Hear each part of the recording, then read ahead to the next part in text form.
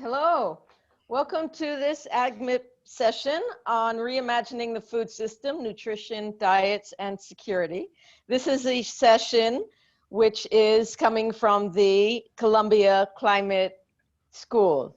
So it's a pleasure to introduce this session because there are so many exciting things going on with the climate school and food systems. If you were able to hear Alex Halliday's welcome a few days ago, you heard him say that there is great excitement about the climate school and that food security and food systems feature prominently in the plans for the climate school research moving forward.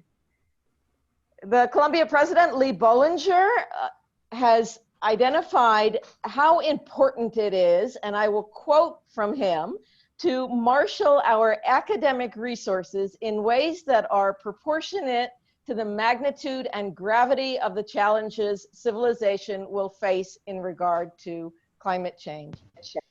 And I think we can all agree that food systems, healthy food systems, healthy for the planet, healthy for people, is in great need of marshaling our academic resources. So in the Columbia community, we have developed a network on healthy and sustainable food systems, and it's very exciting to see that effort get off the ground. You'll be hearing from many of the people who are involved in that effort. And the ideas are being discussed in the beginning stages about major efforts on what we can do collectively from the climate school, bringing together all of the vast expertise within the Columbia community to have a major impact on what we are calling food for humanity.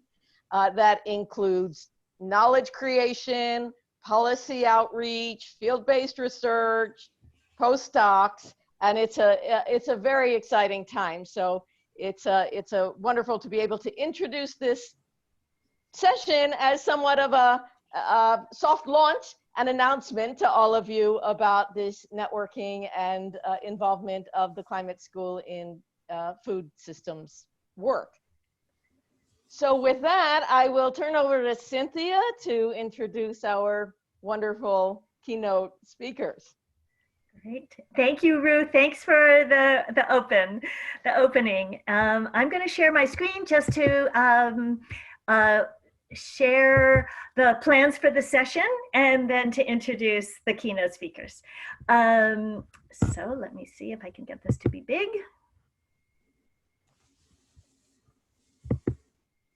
Yes, good. So first of all, to welcome you to AgMIP8, which is the global workshop of AgMIP, the Agricultural Model Intercomparison and Improvement Project. This is our virtual web shop on food systems, shocks, and actions. And we're so pleased to have the session on reimagining the food system highlighting the climate school. Just this afternoon. Just want to show everybody, this is the program at a glance. Registrants can attend all the sessions. For more details, any other ones you want to attend, please go and get the Zoom links there. But we're so glad to be focused today on this afternoon on the Columbia Climate School session on reimagining the food system. So just briefly to share what we're going to be doing, we're first having two keynotes, one from Mario and one from Jennifer. I'll be introducing each of them separately. Then we're going to, and there'll be some Q&A, some Q&A after each one of those. Then we turn to Glenn Denning, who's going to moderate a panel on roadmaps and reality checks, asking the panelists for their views on those two important topics. Then we're going to have breakouts. And we'll return and highlight the questions right before that. But there are 4 breakout groups you can see on different aspects of the food system. agriculture, water and land, shock stresses and building resilience, nutrition and health equity, and enablers of transformation. And we'll be introducing the folks there and the questions and the Zoom links as we get to that part. Then we're going to report back and have a discussion moderated by Allison Rose, and Walter Betkin is going to do the session wrap up. I just want to, what we wanted to do, because of this part being very much based at Columbia, as is the coordinating unit of AgMIP, but we want to highlight our Columbia early career scientists who are working on food systems. So they're going to be playing active roles in all the breakout groups. So thanks to Weston Anderson, Sarah Garland, Nicholas Hernandez Aguilera, Jonas Jägermeyer, Kai Kornhuber, Corey Lesk, Karen Meziman, Lisa Nebier, and Catherine Schilling. So you'll be in the breakout groups, you'll be interacting with some of the early career scientists as well. So with that, let's turn back to introduce our keynote speakers. It's a great pleasure for me to introduce our colleague, Professor Mario Herrero. He is the Chief Research Scientist of Agriculture and Food at the CSIRO. His research focuses on the sustainability of food system for the benefit of both humans and ecosystems.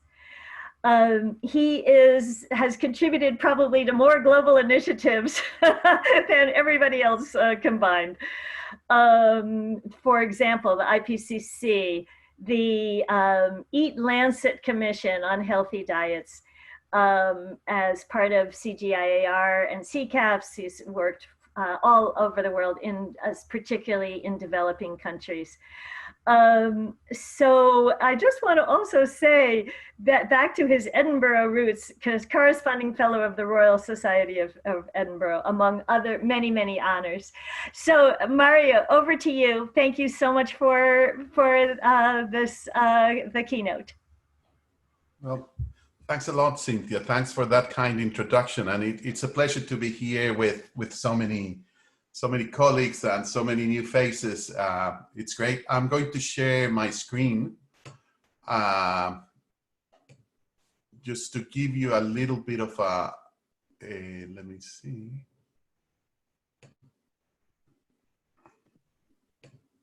Right. Oops. Can you see my screen? Yes, looks good. Okay, perfect. Yeah, so I was given the task of talking about how to transform the global food system, to try to provide an integrated perspective. And I love that title that Ruth mentioned, Food for Humanity. What more integrated than that? And that is a view that is being fully recognized internationally. If you look at the numerous reports that have been launched in the last 2 or 3 years, well, there is a global convergence on the need for a more sustainable food system. And this is from a range of angles. This is not just thinking of nutrition per se, but it's also about resource use. It's also about well, ethics. It's about trying to create innovation. It's an enormous topic, and no wonder. If you look at this graph, this comes from work that we did in the IPCC special report on climate change and land. And what you see here is a food system. It's a food system incredibly interconnected with socioeconomics, with ecosystems, with the climate system, all having a range of interactions through impacts or through byproducts. And the chain from crop and livestock production to processing to demand and consumption and diets, well, those play enormous roles in what happens in the other components. So this makes it also a very, very persuasive opportunity for improvements and for creating action, because improving the food system could lead to improvements in a broad range of dimensions. And for this, obviously, we need system science, and we need people that will think of critical systemic changes to be able to achieve this vision with the positive impacts that we want to achieve. What are the key issues? When you look at those interactions, what are the key issues? Well, the typical ones that you've read in, throughout all the reports, but the key ones are malnutrition. We have a double burden of nutrition occurring in many parts of the world, where we have simultaneously undernutrition and obesity, and that's a very tricky problem to solve. We have also an enormous amount of non-communicable diseases. The risks are increasing in most of the places. And it's not only the health burden, it's also the cost to economies, to national health systems, to taxpayers that make us work in this. Climate change, well, I don't think, working with Columbia colleagues, I don't think I need to tell people about the importance of climate change. Incredibly important and disproportionately important on the poor, especially in terms of the impacts, also contributing an enormous amount of emissions, between 21 and 37% of anthropogenic emissions, and the rest of the environmental degradation in all its forms. It goes from land use to changes in nutrient cycles, in biodiversity, and a range of others. And last but not least, this is further convoluted by incredible power asymmetries and policy distortions that are central to achieving healthy and sustainable diets. We need to resolve all these issues simultaneously. So I just want to start with this very, very simple example from Tillman and Clark, which was a very celebrated paper, because it's one of the papers that really started making the full links. Some of us that had worked on the biophysical space and also working on climate change, we knew since about 2009 that demand management or that what we eat actually affects the environment. But the real final connection to health was made really until recently. And how this usually goes through the diets is as follows. You see here a 2009 current diet with a projection to 2050, increasing very significantly the per capita emissions. So many of the papers have tested a range of different diets. In this case, it was the Mediterranean, pescatarian, and vegetarian diets. And what you can see here is that with those scenarios, you end up reducing emissions per capita. How are those mediated? Well, through two key processes. You get a saving in land, which is usually termed land sparing. And also, especially if animal products go down, you get a very important reduction in methane emissions. That's all quite important on the environmental side. And then the key next element is that those diets that are more balanced in plant-based products, higher in fruits and vegetables, like what the Eat Lancet did, and lower in some of the animal source foods, then lead to very significant reductions in the relative risks of diabetes, cancer, coronary mortality, and all-cause mortality. This is central to the argument to this persuasive argument of, wow, if we manage to get into healthy diets from sustainable food systems, we not only deal with the health conditions, but we also probably help meet the Paris Agreement targets and the biodiversity targets from Aichi. Those are the kinds of triple wins that we want to observe in the system. Now, from the perspective of the food system, this looks horrible, I know. In fact, I have a friend that calls this a horrendogram, because in a sense it is. But I'm going to explain you the basics of the Eat Lancet scenarios in 1 minute. So you have here the planetary boundaries that were used with their target boundaries. And you have the current baseline in 2010.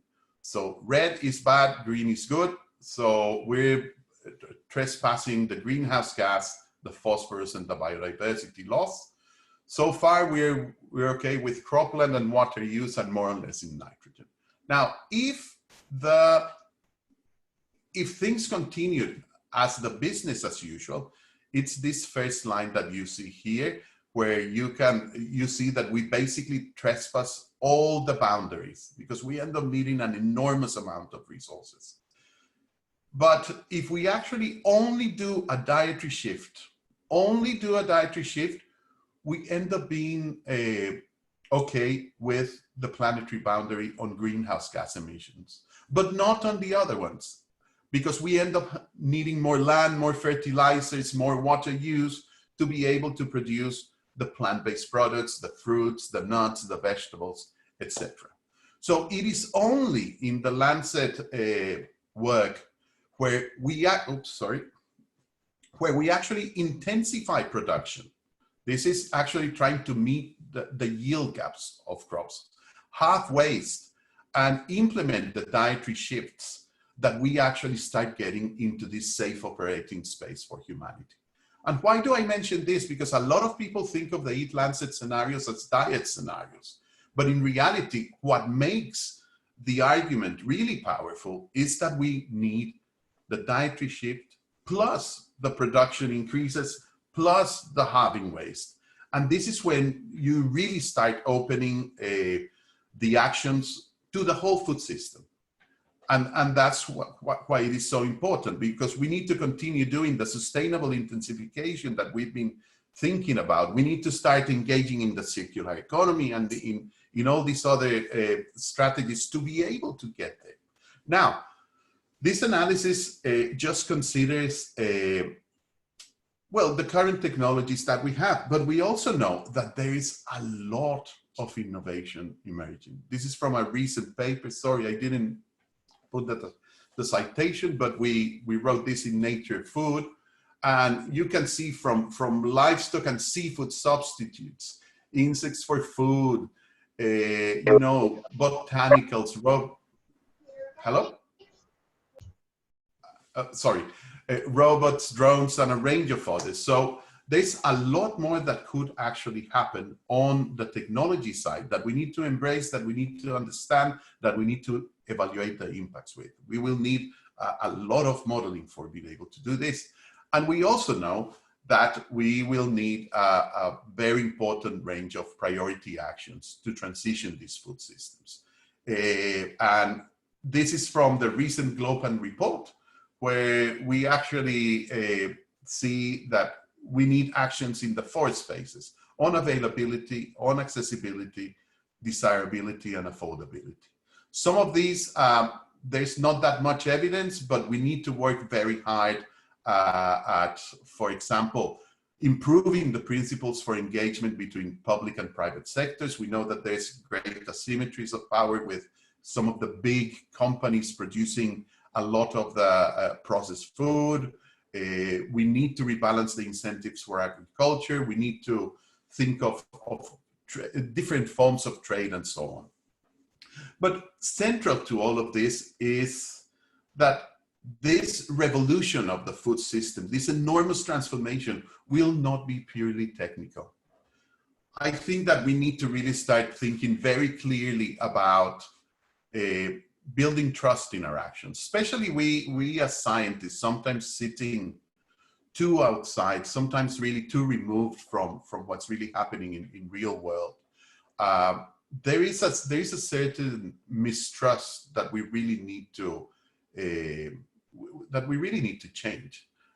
We need to be more transparent, also help the public transform mindsets about the role of some of the technologies, the role of these transformations that we are thinking about social license. You know, GMOs and a range of other things will have their place in some in some conditions. We would need to think about those. Obviously, changing the policies and the regulations, market incentives. For example, how do we create incentives for people to grow more nutritious food and not what they usually do? So getting rid of those path dependencies will be essential. I think that we've paid a significant attention to trying to safeguard against undesirable effects. A lot of effort has gone into that. But with the other elements, the other slices of the pizza diagram, as I call it, I think that we really need to engage seriously and need to start thinking of our actions from this lens as well. And this might need to bring, might mean that we need to bring other people to work with, expand our networks into truly transsectoral networks of stakeholders. We'll need social scientists, we need lawmakers, we need finance people to really understand this. And very importantly, we need to start, if we want a real transformation, we really need to start thinking of mental impact pathways of how some of these changes are going to operate. It is really until we actually at least imagine how this is going to work that we can really start convincing and taking the necessary actions to create, to design transition roadmaps. And this is an example, for example, with microbial protein for sewage, from sewage and waste as animal feed. And one of the key things that you see here is the level of interconnectedness. You might think that it's only replacing one field for another. But in reality, what happens is that this material replaces soybeans. And as a result, the demand for soybeans diminishes. And then you can end up reducing deforestation in the Amazon, for example. That's one typical example that is indirect. But at the same time, there's going to be winners and losers. Different people are going to be employed, different impacts on biodiversity, on greenhouse gas emissions, on health. If, for example, the other side of the equation, if this really becomes profitable, then you might be able to produce pork or any other animal product a lot more cheaply, and then this will increase the demand. People will probably consume more, and this could have a health impact and so on. So this is a call for really expanding our thinking from the main impacts to really think what would happen in all the dimensions of the food system and beyond, to the other subsystems where the food system has a critical interaction with. Now, some things that are in all of these debates, and when you read the big reports, some of the things that are sometimes less well integrated, issues around equity. Now, the latest global nutrition report was salient on the topic, and I think it's really essential that we tackle their main statement. Governments and businesses and civil society must step up efforts to address malnutrition in all its forms by tackling injustices in food and health systems. We will not get a sustainable food system unless we deal with this. Then another one, the structure of farming. The structure of farming, nobody includes it in any of these analyses. But the reality is that small and medium farms produce between 50 and 75% of the world's food. And these largely fragmented ecosystems, they will have different ecosystem services than the large farms. So this influences biodiversity, this will influence watersheds, etc. So we really need to start paying attention also to, how would this look like? How would our landscapes look like if we really start changing the food system? That has to be part of our dream. And how to do this properly will be very different for different locations. So let's keep this one in mind as an additional aspect that we need to tackle. And the last one, which also presents a really important opportunity, which is climate risks and extreme events. So far, it's been like two communities talking different languages. In reality, everyone that has been working on food systems has really, and the recent reports have focused very much on the interaction with nutrition-sensitive agriculture, the interaction with the producers and the value chains. But we know that in many countries, all this can go down through the drain if we don't take care of the risks of extreme events. Just look at, for example, this is from the special report on the IPCC already 8 years ago. And here we're talking about transformation in the approaches. But what you see here is, for example, all these other elements, the reduced exposure, the reduced vulnerability, increasing resilience, preparedness, responses to these aspects, the transfers and the shares of risks, which become really important, need to start playing a much more important role and a much more integrated role with all the other elements that we have discussed. And just to finish, I was told to talk for about 10 to 12, 13 minutes, and I hope I'm on time. Just to say, this is going to be expensive at the beginning, okay? But in reality, it will be a tiny fraction of the cost to act now than to act later. The cost will be enormously, and also the costs will come down. As we deal with IP issues, as we deal with global partnerships where we can actually really deal collectively with this. And this is a very, very good example that I found the other day. I think it was in a Time magazine or something like that. Just look at the prices of those megabytes for that hard drive. Yeah, if we wouldn't have resolved some of the issues around costs, look, yeah, we wouldn't have had a digital revolution. And I really hope that that will be the case also for the food revolution. I think that if we want food for humanity, we need to start working on all these issues. Thank you.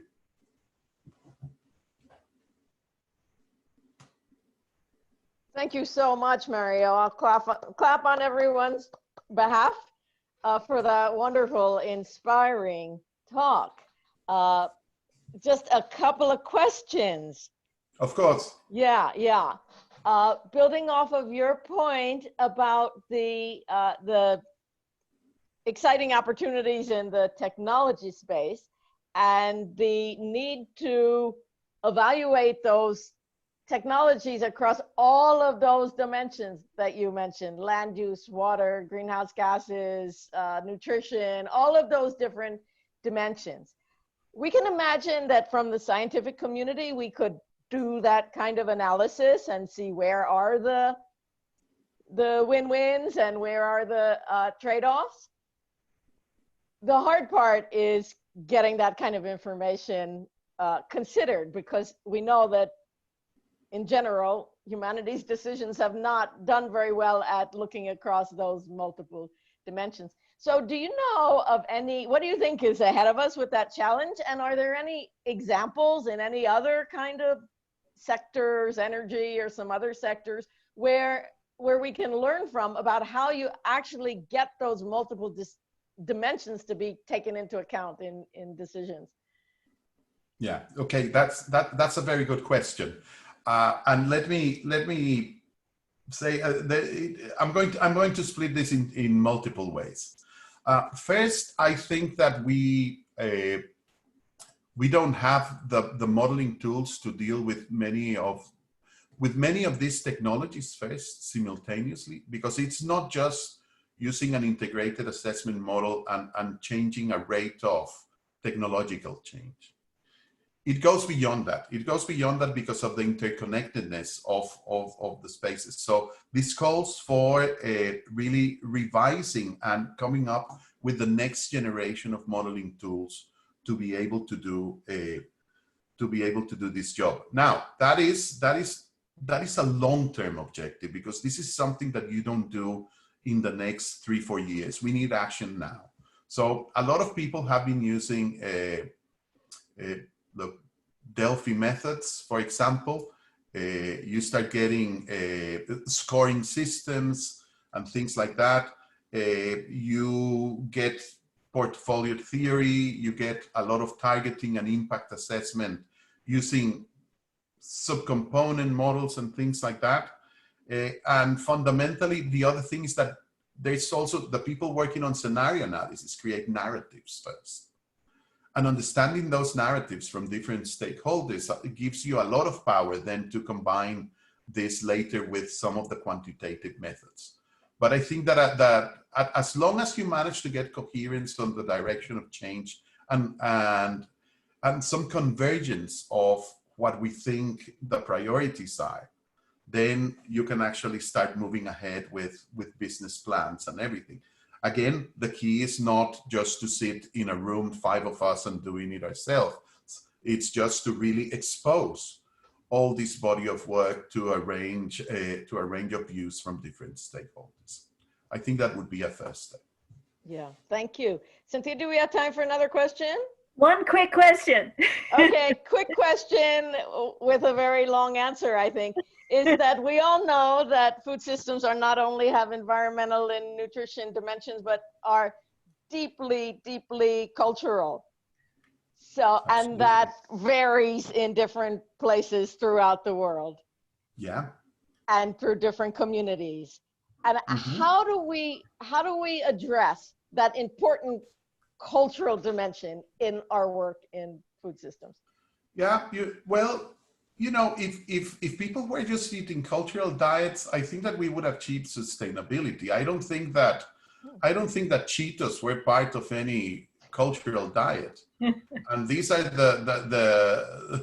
these are the real problems that have been created in many of these communities that often relied on a cultural diet. And now you go to the little shops, and because many of these highly processed foods are unperishable, truly unperishable. They're probably not even degradable in many cases.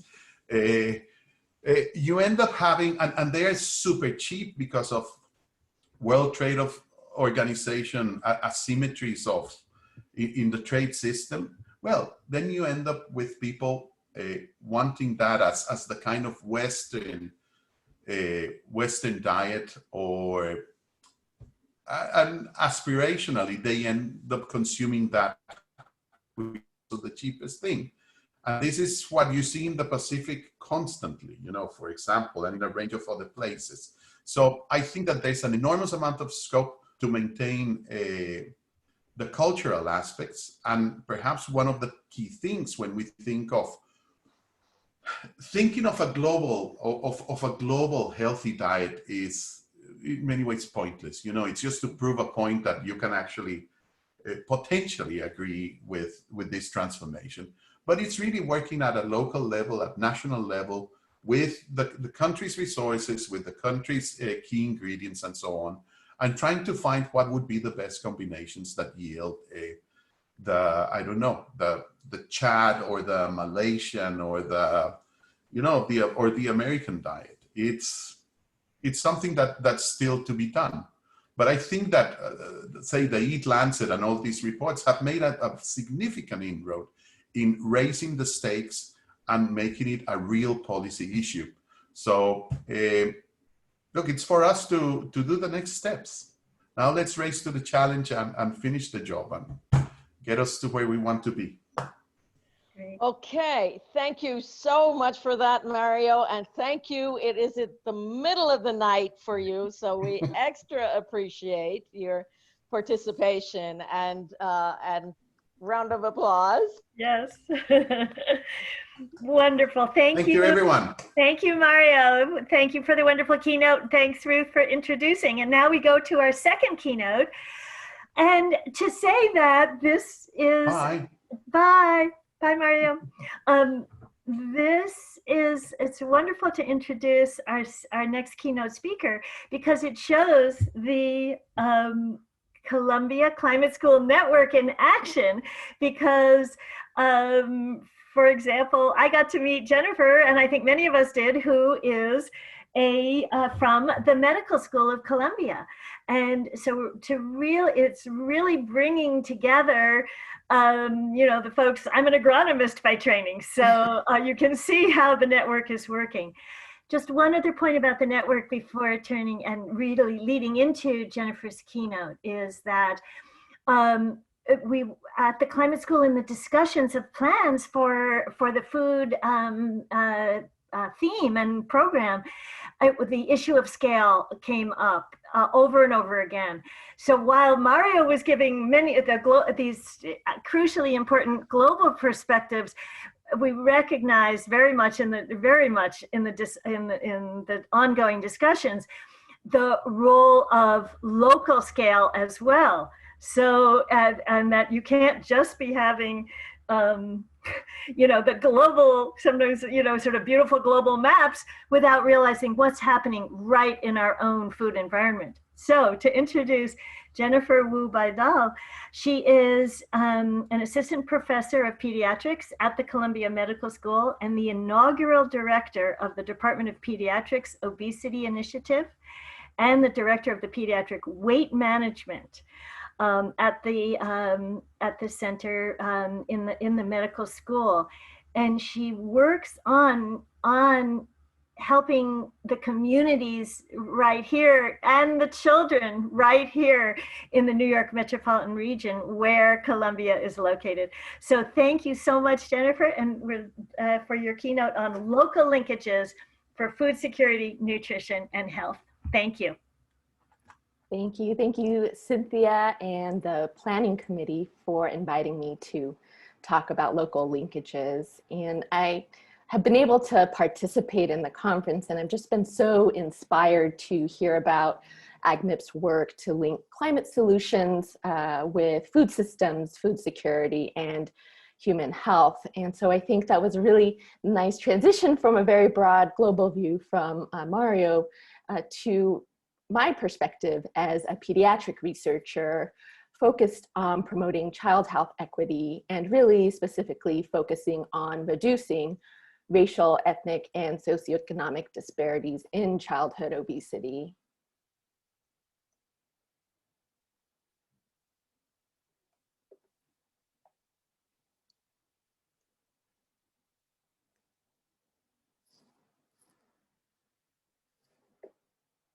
Trying to share my slides.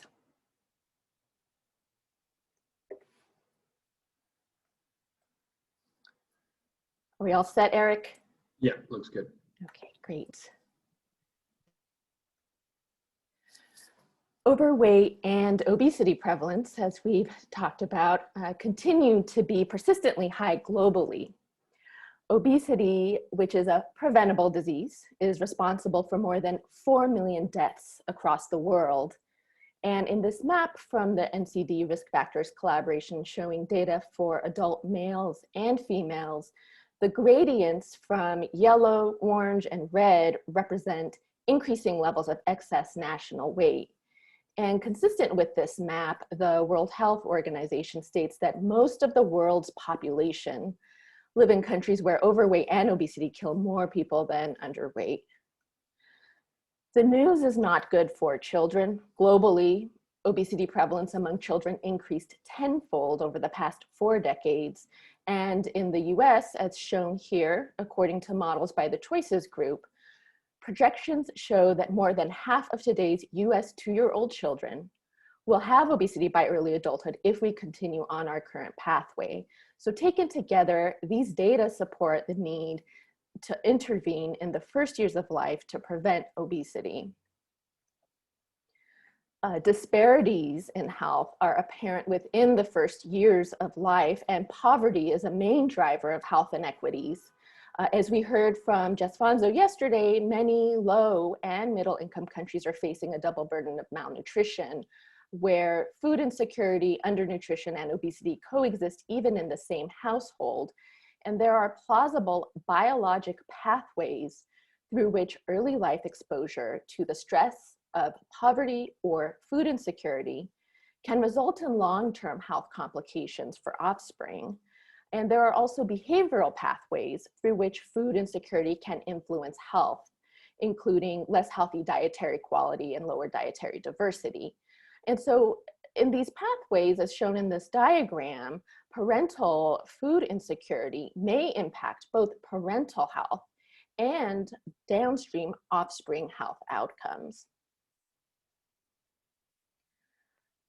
Since we already reviewed a similar version of this schematic that was adapted by the high-level panel of experts 2017 report, I'm not going to go in depth into this, but I'm representing here with the small pictures of the world different points where one can imagine, or as we've discussed, potential roles for climate change solutions in each of the drivers and directly on the food supply chains and downstream availability and affordability. And given that climate change disproportionately impacts marginalized populations, climate change mitigation and adaptation can play an important role in achieving equitable access to healthy foods, reducing food insecurity, and improving downstream health equity. And so, we've talked earlier today about how to improve the supply of nutritious foods, but I think one of the questions we really do have to ask ourselves is, if we build a resilient food system that produces sufficient nutritious foods, will the general population purchase and consume it? How can we influence the utilization, or what some may consider the demand side of the equation, particularly for nutrient-rich foods among low-income populations who may be more sensitive to price? And here is where I think the experience in community-based obesity interventions can provide some insight. With obesity interventions, we have learned that no single intervention provides a magic bullet. As has come up kind of time and time again over the course of the past day and a half, everything is very complicated and interlinked. However, we do have several randomized and natural experiments that show that multi-pronged interventions can effectively change behavior and improve health. Evidence exists for effectiveness of multi-level interventions, meaning interventions that target systems, environments, and or policies, as well as, but not just, to targeting individuals. Also, intensive lifestyle interventions in healthcare or community settings have also been shown to effectively change behavior and improve chronic disease. But these intensive interventions, as the name implies, are quite intense. They're very time consuming and require about an hour per week of contact with the intervention team over many months to produce significant weight change. In the CORD study, which was a CDC-funded multi-sector and multi-level intervention in low-income communities in the United States, in the early childhood sector, we found that compared to the comparison community, children in intervention sites had greater improvements in meeting target behavior goals, including avoiding sugar-sweetened beverage consumption, limiting juice intake, and achieving sufficient sleep duration.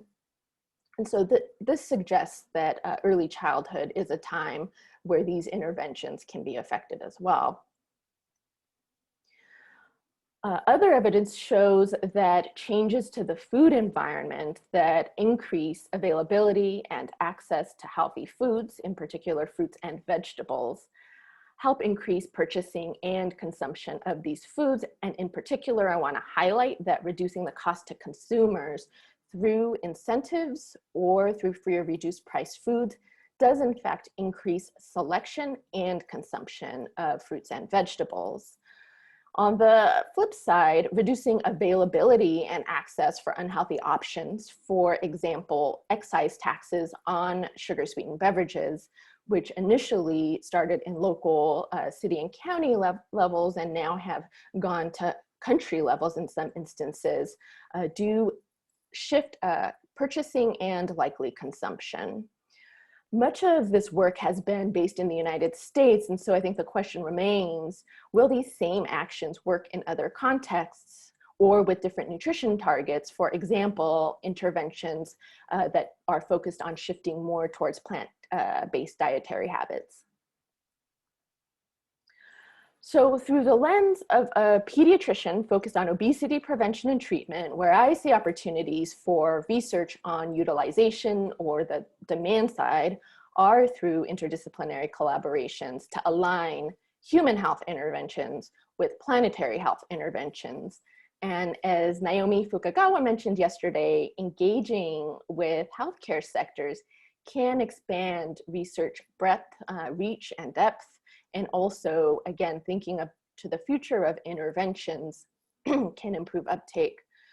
And so I think we have an opportunity to estimate intervention effects that are relevant to multiple different stakeholders. And to do this, as Mark Howden stated earlier today, and also came up in the breakouts not too long ago, we will need a common set of terms and also some standards for common measurement tools, including measurements of health equity.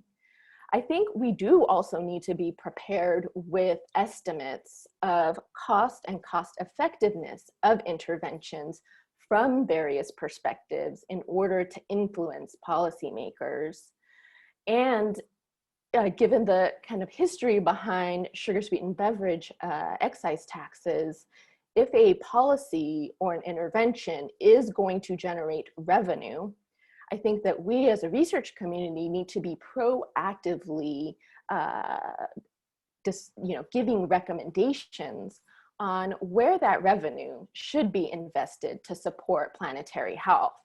And so I also think that we have room to apply a life course lens.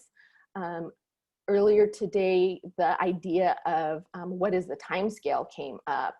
And I think even more so, what is the generational scale? Parents are very motivated to make behavior change if they think that it's going to improve the health or prevent disease for their children. And in preparation for scaling up interventions, I think, again, we need to be prepared and forward thinking with strategies for marketing and counter marketing in order to garner broad-based support. But despite all of our best efforts to use data to inform evidence-based solutions, sometimes local policymakers are going to make decisions with very little information, or sometimes the public will make their own decisions. For example, recently, at least 2 states in Mexico have made movements to ban the sale of junk foods to minors. And this came about because of evidence of the relationship between obesity and other chronic diseases with more severe COVID infection. And in some rural towns, news reports of citizens who were even going so far as to physically blockade entry of trucks delivering chips and soda were reported. And so in these last few minutes, I am going to give an example of some local community level research that I'm doing focused on food security and obesity prevention in children. As we've talked about, disparities in food security, nutrition, and health outcomes are apparent starting early in life. They are complex, they vary by region, country, and even neighborhood. Income inequality, wealth gaps, and persistence of structural racism contribute to these disparities. And so it seems that eliminating food insecurity really is requisite to effectively addressing both undernutrition and obesity among marginalized groups. So in this map, I'm showing you Manhattan and our complicated train system. And the arrow is pointing to northern Manhattan, where, the neighborhoods of Washington Heights and Inwood, which is where the Columbia University Irving Medical Campus is located. In these 2 neighborhoods, 47% of children have overweight or obesity. So that's almost 1 in 2 school-aged children. Our neighborhoods are predominantly Latino, and we have a lower median household income than other areas in Manhattan. And our meal gap, meaning the annual number of meals estimated that are needed per year to achieve food security in just these 2 neighborhoods in the tip of northern Manhattan is over 5.5 million. Because of the relationship between food insecurity and other social determinants of health with health and healthcare outcomes, since 2018, we have implemented ANCHOR. And ANCHOR includes a universal social determinants of health screening and referral program. The screening tool is shown here as it appears in our electronic medical record. We found between the launch of ANCHOR and this past August that food insecurity and housing needs were the most prevalent needs in our population, with 28% of patient encounters flagged as positive for food or flagged as having food insecurity. So in northern Manhattan, in one of the wealthiest cities in the world, if not the wealthiest, we have a dual crisis of food insecurity and obesity. So in response to this, we launched several clinical community linkages to reduce food insecurity, including, here's an example of one of them, the Food Pharmacia, in partnership with New York Presbyterian, our hospital system, and Westside Campaign Against Hunger, which is like a super pantry. We implemented a pilot mobile food pantry intervention for families with a child under age 5 years who also had household food insecurity. And the Food Pharmacia consisted of twice monthly food selection for all family members. In our preliminary pre-post data, we found that severe food insecurity decreased from 54% to 38% over 6 months. So not completely eliminated. And we also found some improvements in fruit and vegetable consumption and reductions in sugary drink consumption. However, when COVID-19 hit, NYP, our hospital system, decided to respond very quickly to concerns about increases in food scarcity and food insecurity by expanding the number of food sites and increasing the number of people served and expanding to include not just patients, but also community members. For obvious reasons, we had to convert from a food customer, food selection type model to a food distribution system. And so as a result, we have been able to scale up from March through September of this year to provide food to over 2,300 families, representing almost 9,300 individuals, amounting to 264,000 pounds of food. And we are currently working on the evaluation. And we were able to rapidly implement this project because of long-standing partnerships with a variety of organizations. And this is just one example of many emergency food assistance efforts launched in response to the kind of acute food shock of COVID-19. But I think, one of the things that I and others have really been talking about is that, emergency food assistance is meant to be just that. Assistance in a time of need. It's not meant to be a long-term solution. And so there really is a need for government-led and multi-sector-led investments and coordination to ensure that a healthy and sustainable food system is available to all. And as Martin Boilia pointed out in the first keynote yesterday, food security cannot be patchwork.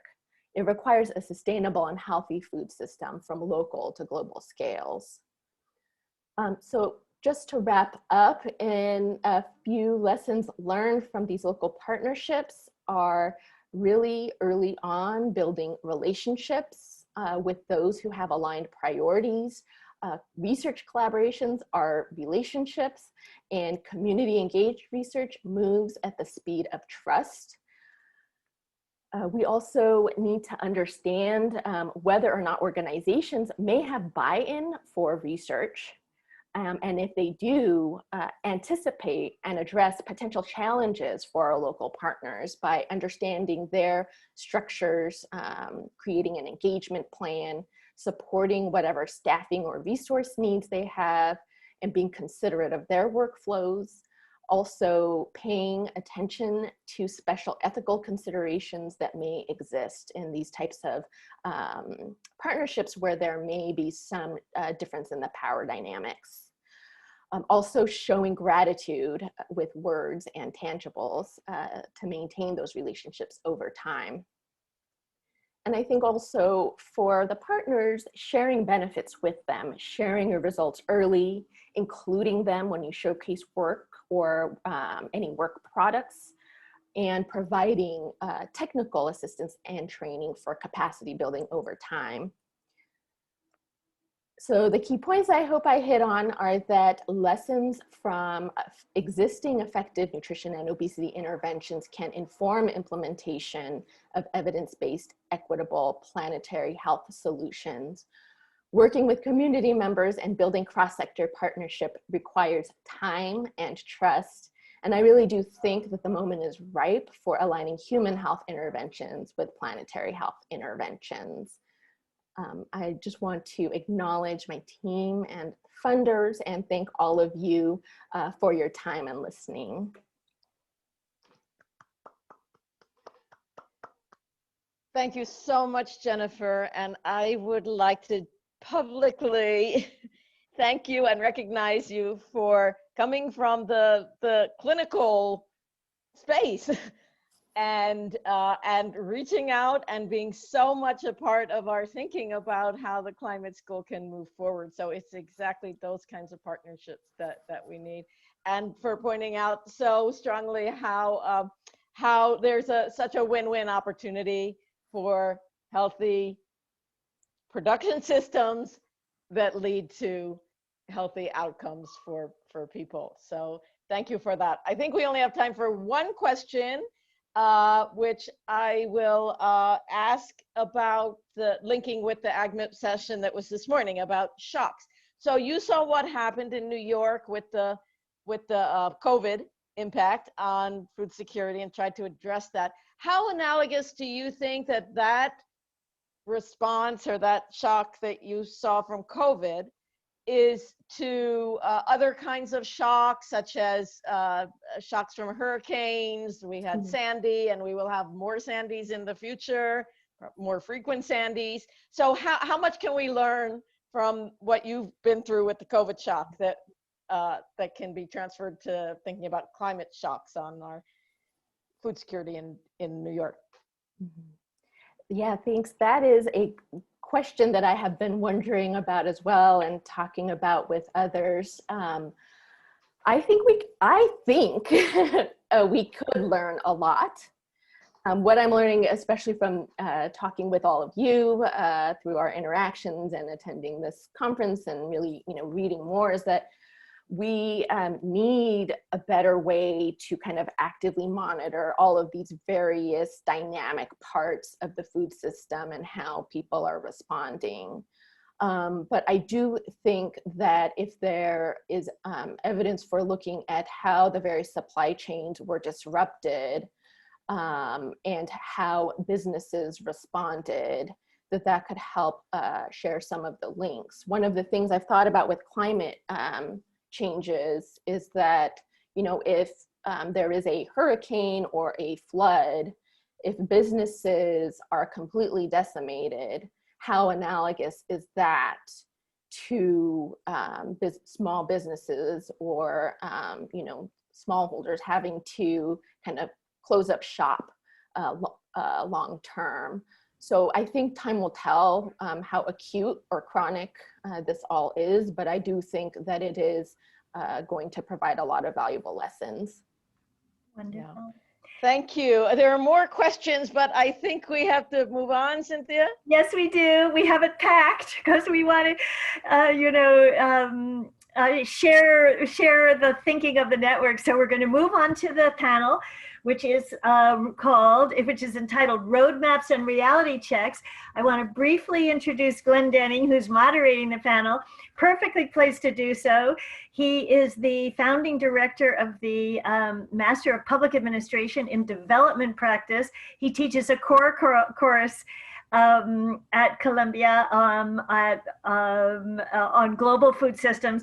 And importantly, he has 30 years experience, much of it in Africa, on international agricultural research and development. So Glenn, thank you. Over to you for the panel. Great, thank you, Cynthia.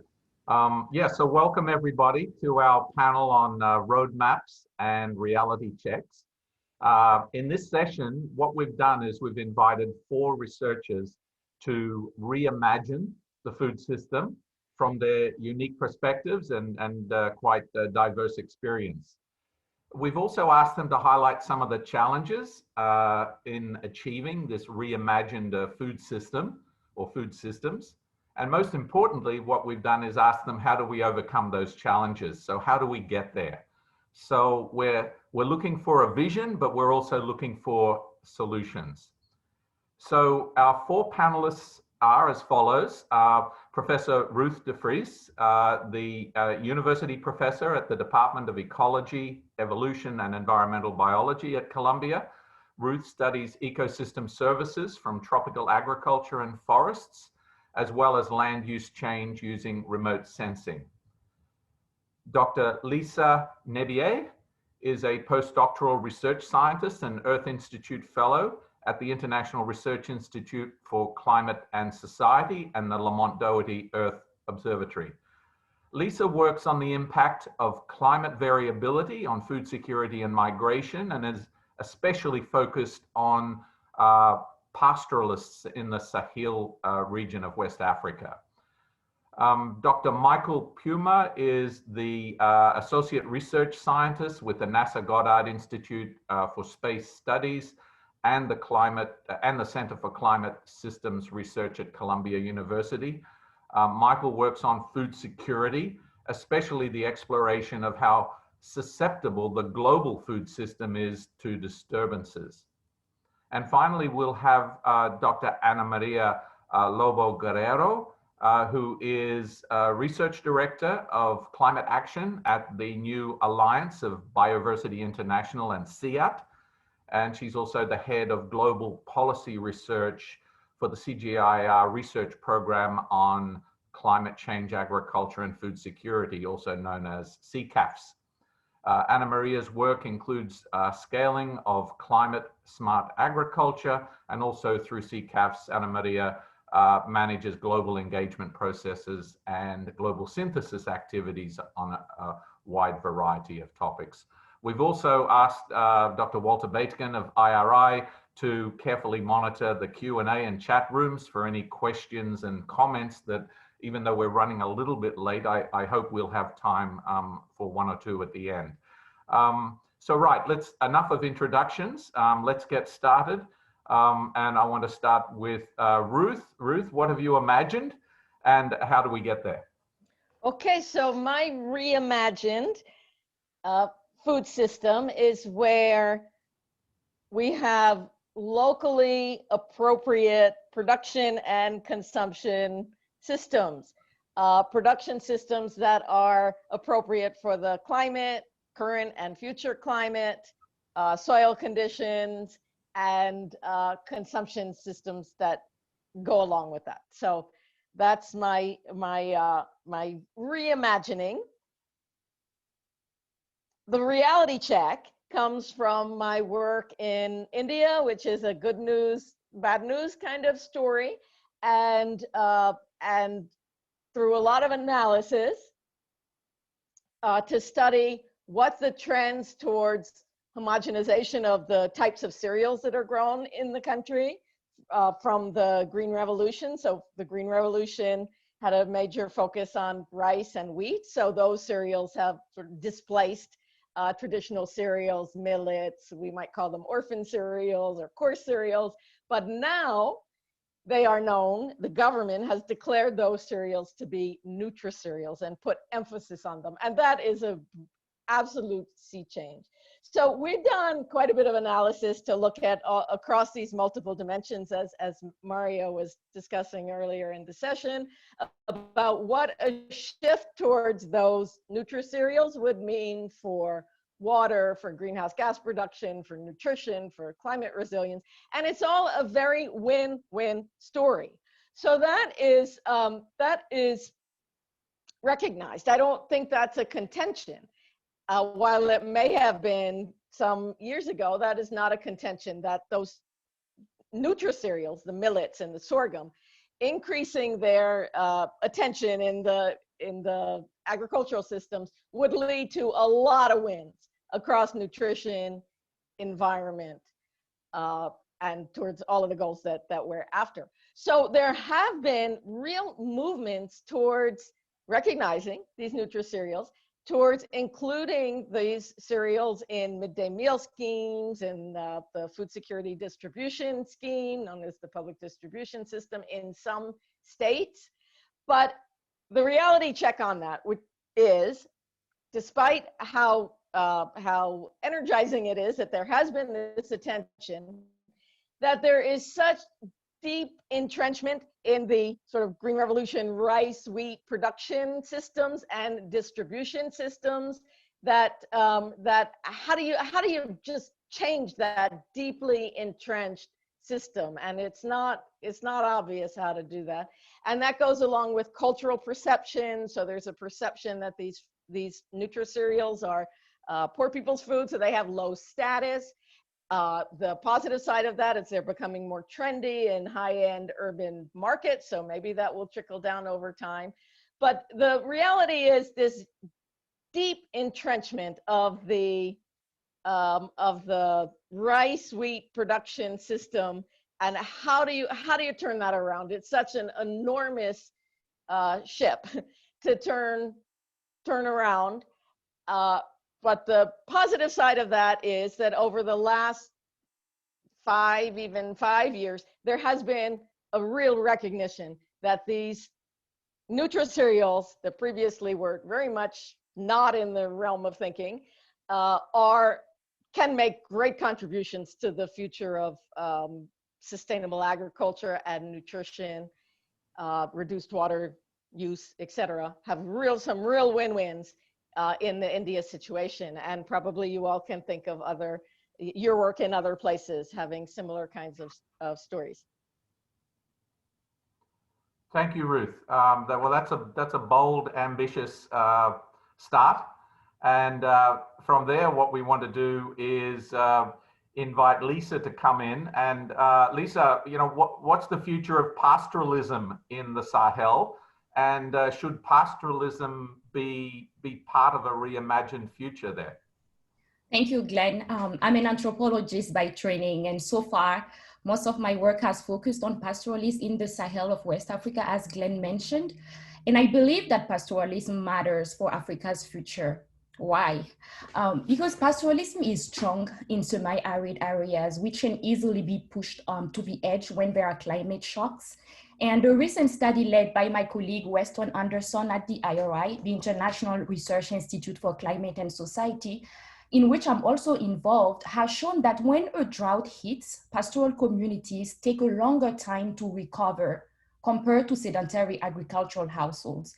And this really emphasizes the vulnerability of this sector that has a lot of potential.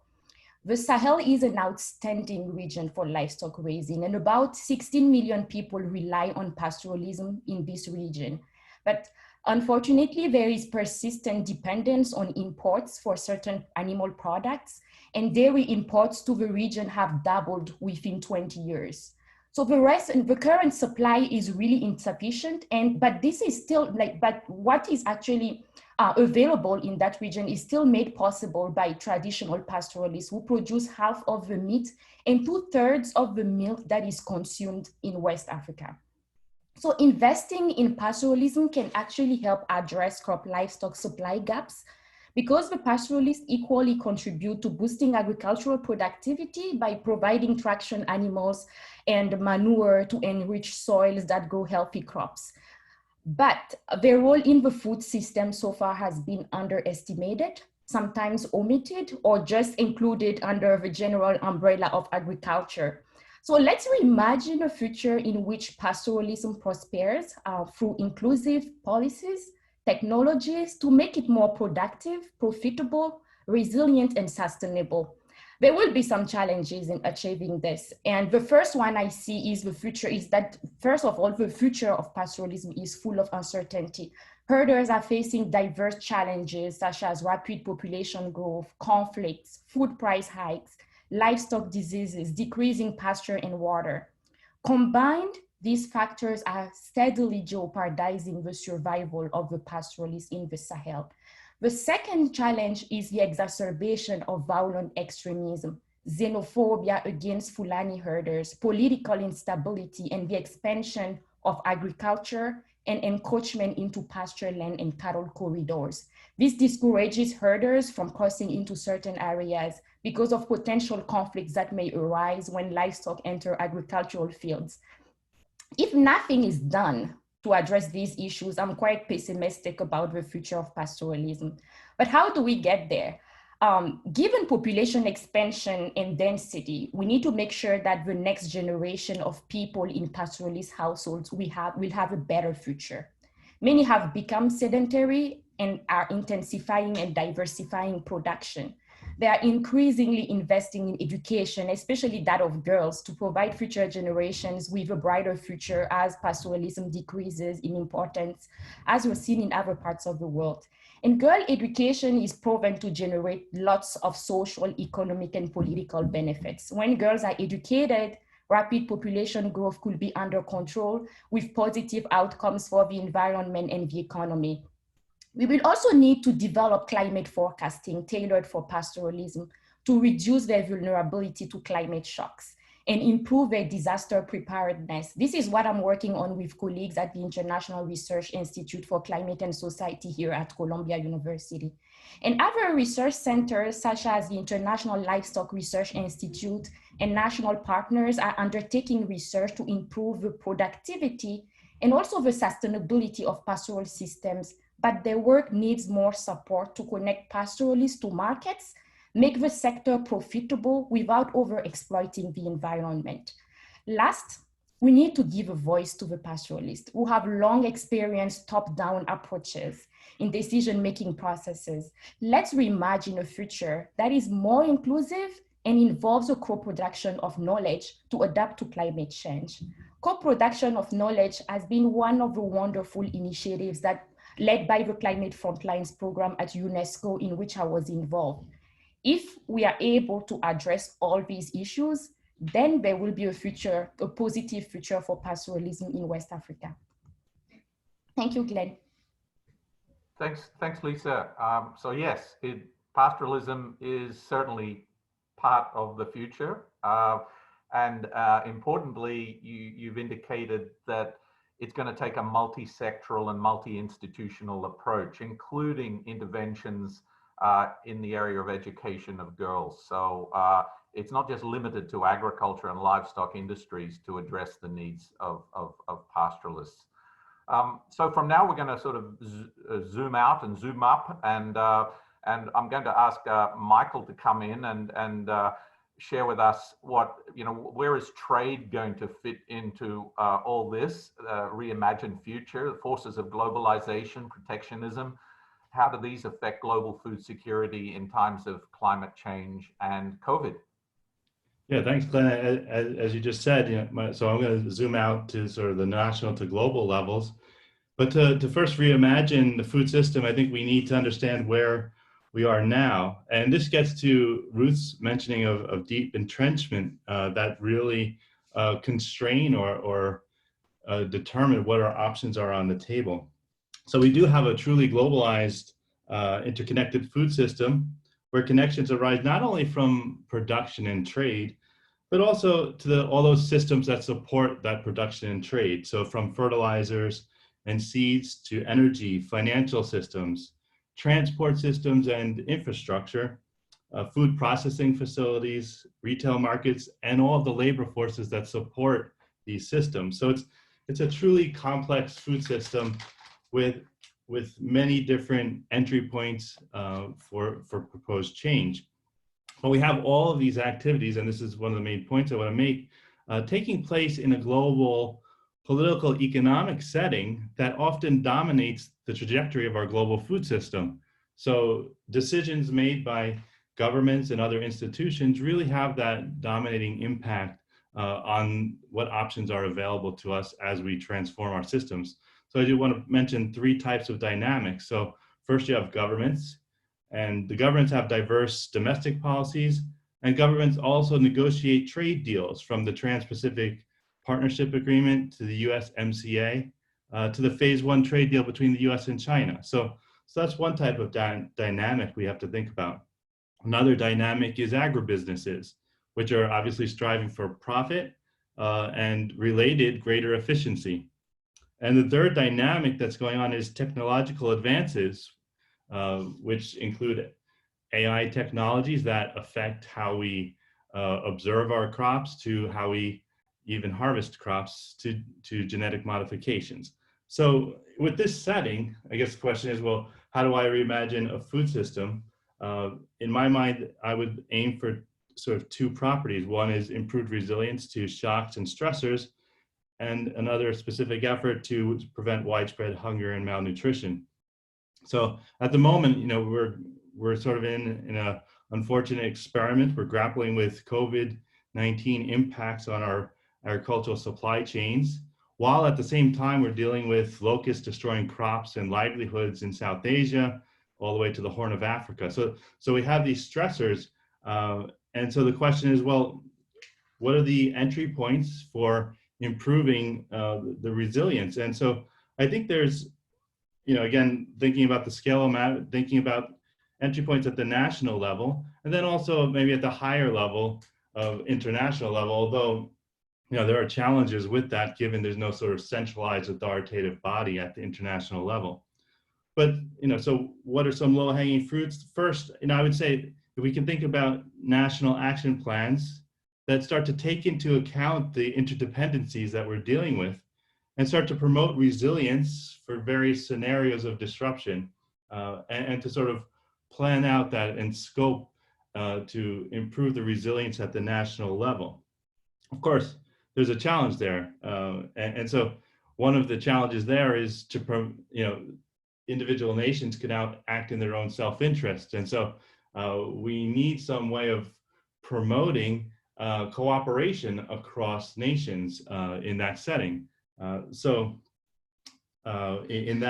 that regard, I think there's an opportunity for international institutions, whether it's international financial institutions, the World Bank, Asian Development Bank, African Development Bank, to be partners in trying to coordinate some of these national action plans. And so that's one way. And a sort of another way to coordinate is also through World Food Program. We saw the World Food Program recently received the Nobel Peace Prize. They're doing outstanding work. We might need World Food Program or other agencies, FAO, to take charge and sort of integrate or sort of be an observer as countries develop some of these action plans around food security. Another challenge is coordinating with the private sector. And this is, you know, there's no one-size-fits-all solution here. First, we want to support our private sector, and we also, when necessary, want to regulate it. But what works in the US is different from what works in Guatemala, what works in India, Russia, or China. So we're going to have different solutions for different regions. So with that, I think, you know, it's about working with countries to have this increased recognition of how interconnected they are, how interdependent they are, but at the same time, sort of promoting not only the national level self protection of food security, but also global protection of food security. So I think those are the main points I wanted to make. Thanks, Glenn. Thank you, Michael. Thank you, Michael. And you know, you really highlighted the complexity of the global political, economic, and institutional setting within which we're trying to make all these transformations. And you know, that we have the SDGs, we have the Paris Agreement, you know, kind of serving as this kind of guiding light for global action, national action, local action. And that's why we'd like to ask Ana Maria to talk about how do we actually integrate across all these sectors and up and down these different scales in order to achieve and sustain global food security. Over to you, Ana Maria. Thank you. Thank you very much, Glenn. So yeah, how do I see this reimagined food system and how do we connect all these things? So you mentioned the main thing that I wanted, my main message is that overall, what I would like to see is food systems that are truly contributing to reach the Sustainable Development Goals and the Paris Agreement. So it's not only contributing to SDG 13 in terms of climate action, but really being able to contribute to zero hunger, reducing poverty, equality. But this is still very much up in the air. So I think that some specific things with respect to those food systems, they need to be truly contributing to reduce child undernourishment in a fast way. So, you know, policies that really guarantee food in those strategic ages. But also, I would like to see food systems that are contributing to reducing the 2 billion people that are currently overweight and the 650 million that are obese. And Mario and Jennifer referred to this. So it's not only quantity, it's also the quality of the food that we are eating. But also food systems that are reducing the 690 million people that went hungry in 2019. So, you know, it's making sure that there is enough food production, but also that people can have access to this food. And finally, very important, food systems that are contributing to reducing greenhouse gas emissions through 2 main activities: implementing healthier diets and reducing food loss and waste along the value chain.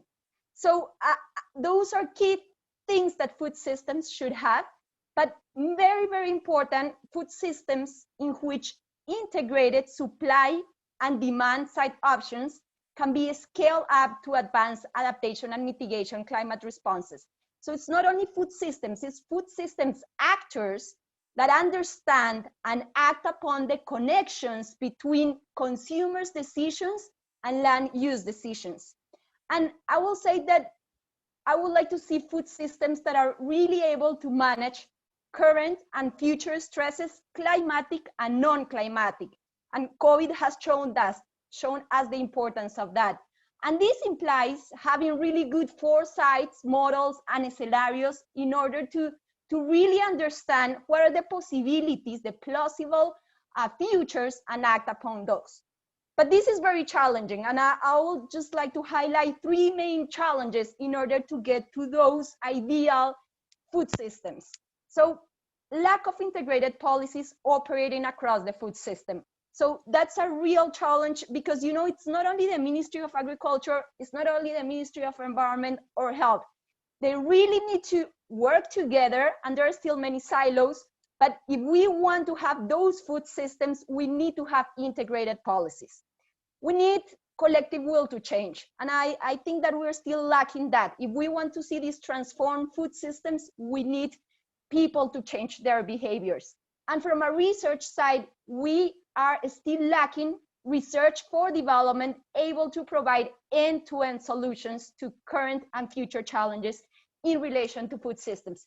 So the same way that there are silos in the governments between the ministries, we are also seeing silos in academics, in the research community.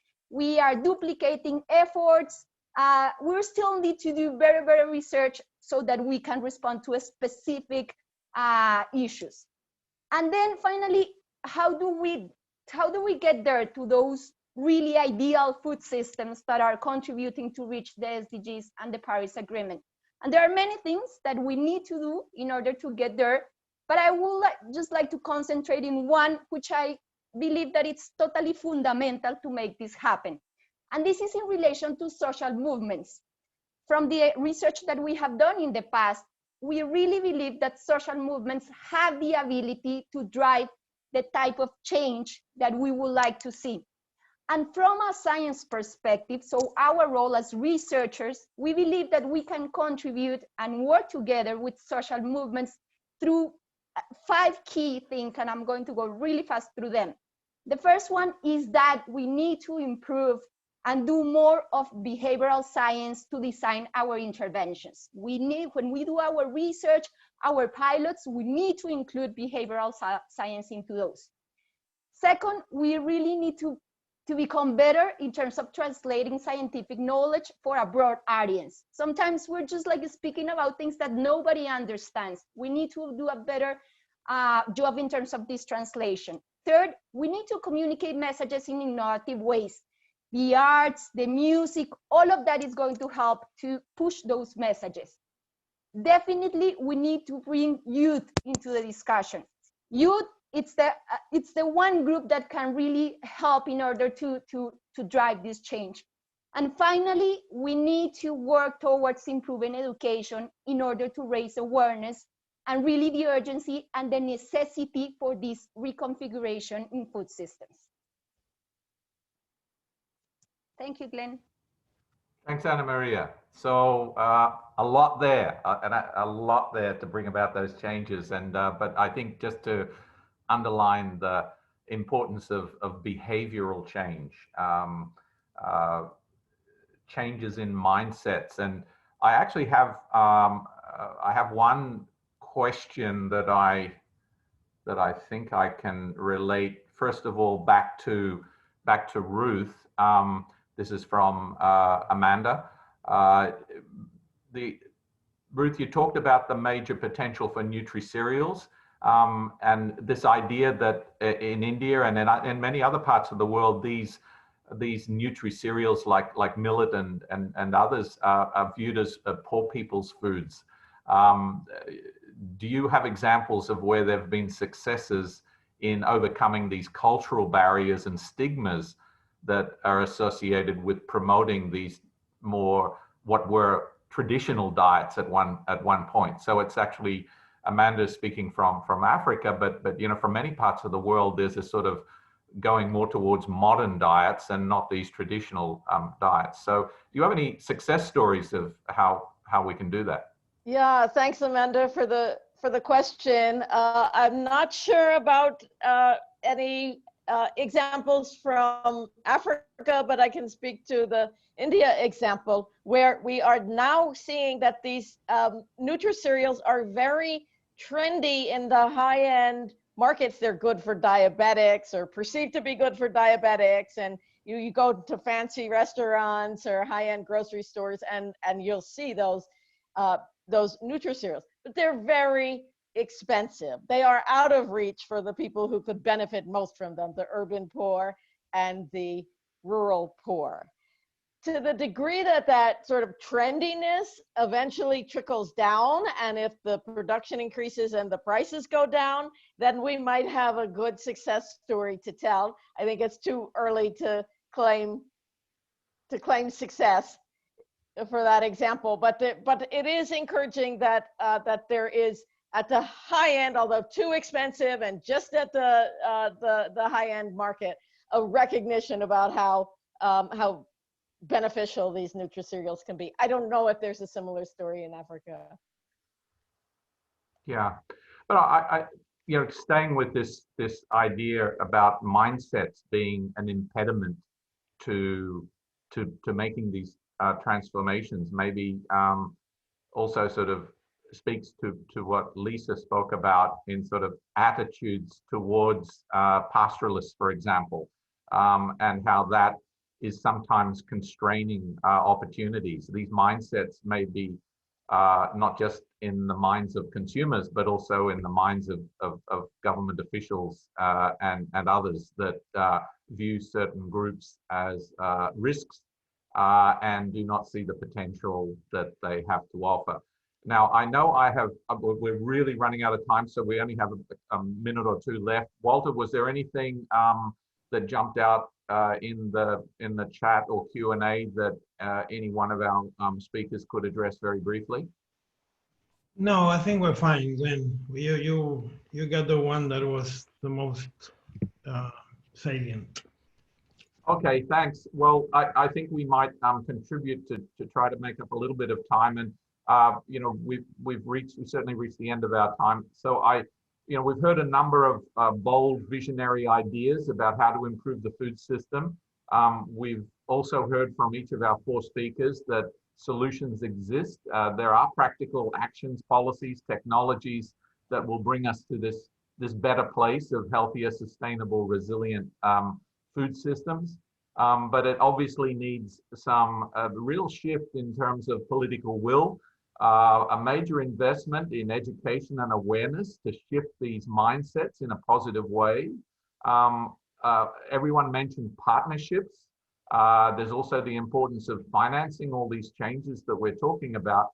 But I think most of all, what it requires is leadership from not just the formal leaders, but leadership from all of us, to act and to, bring this reimagined food system to a reality. So please give our panelists, Ruth, Lisa, Michael, and Anna Maria, a big virtual hand, however that works in Zoom land. And thank you all for your attention. Wonderful. Yes, we're the designated applauders. Glenn, thank you so much, and to all the panelists. That was a great session. Yes, specific ideas, specific challenges, but also ways that we need to go forward. We now turn to the next part of the program, which is the breakouts. Now, we're not going to shorten the breakouts because we really want to engender discussion. Here is the list of the 4 groups. Very quickly, Weston Anderson from IRI, Jonas Jägermeyer from CCSR, and yes, Jonas is with us, are going to do agriculture, water, and land.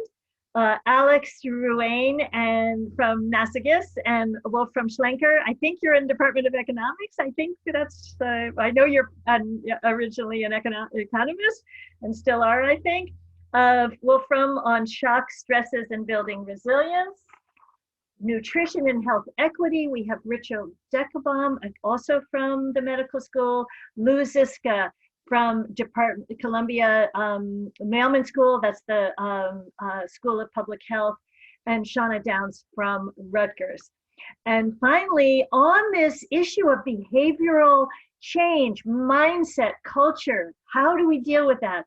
Pam Koch from also, I think, Teachers College, and Malgosia Madjevich, also from CCSR, are going to talk about, in the discussion, lead a discussion on enablers of transformation. These are the overarching questions to every group. What are the barriers and what to change and how can we overcome them? What interdisciplinary research and practice, for example, in these areas, and for the Columbia Climate School to take on board, and what actions should comprise the first steps. So this is the charge to the breakout groups. We will go for 40 minutes. So let's say it's 1:35 plus 40. So we get back together at 2:20 p.m. I believe that should work. Is that right? Or 2:15. Let's see. 15 plus 25 is 40. Okay, we're going to come back together at 2:15, but we need to get you to your breakout groups. So Eric, can you tell everyone how to get to their breakout groups? And then everybody needs to come back here and re-zoom in. But Eric, can you explain? Yeah, sure. So everybody, you have your program with all the links. They're also now posted in the chat, so you can choose whichever of the 4 that you are interested in. Just click on the link and it'll take you there. Same link for anybody who's speaking or who is just attending. And then at 2:15, like Cynthia said, just you come back here using the same link. If you're an attendee, you have your link in the program. If you're a panelist, you had your own panelist link. So yeah, just use that same link that you used at 12 to get back here in 40 minutes. Great. And then we'll have our report backs from our early career researchers at Columbia. And then Walter Bedken will give the final wrap up. Great. Okay, see you at 2:15.